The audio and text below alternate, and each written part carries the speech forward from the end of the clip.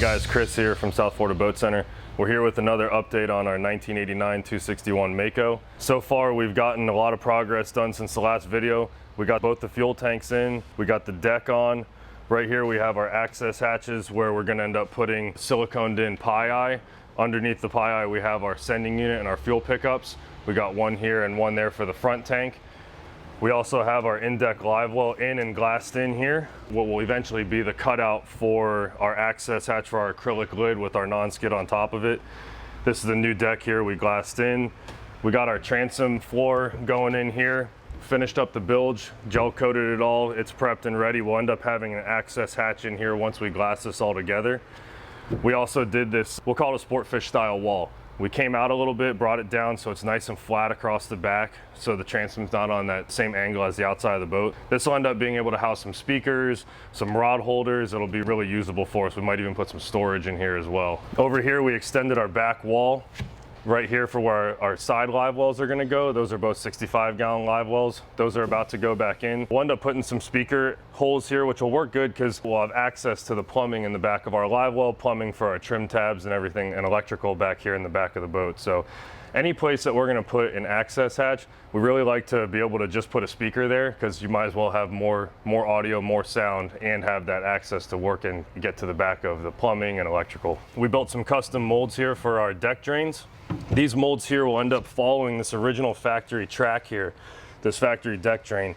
So we ended up putting a cup together. We took an impression of this track here to make it exactly the same as factory.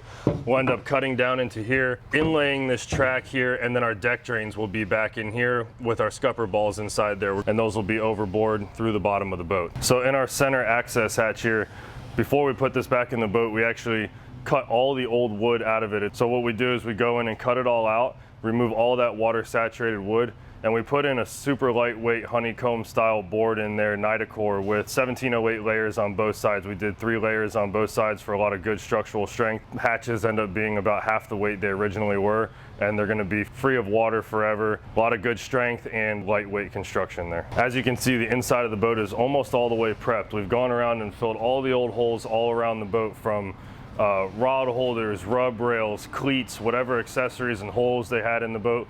We filled everything all the way around. So we'll start with a blank canvas, just like it was a brand new boat out of the mold. So as our transom comes together here, the entire engine bracket's done and complete, and we're ready to get that installed.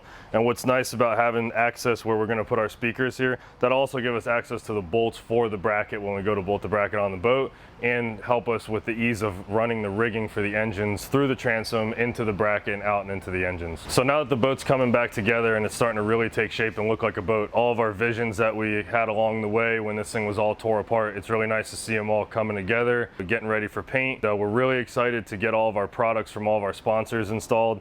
All of our Simrad electronics are on the way. We're really looking forward to installing some of their new technology in this boat. We have our Aquatic AV sound system. It's all here and ready to go. All of our rod holders and metal work from Tigress Marine, we're ready to get all that installed. And we're starting to get ready to design our sea deck as well. Once the T-top and leaning posts are in here, we can start scanning the boat, brainstorming colors and patterns and what we can do for our sea deck install as well.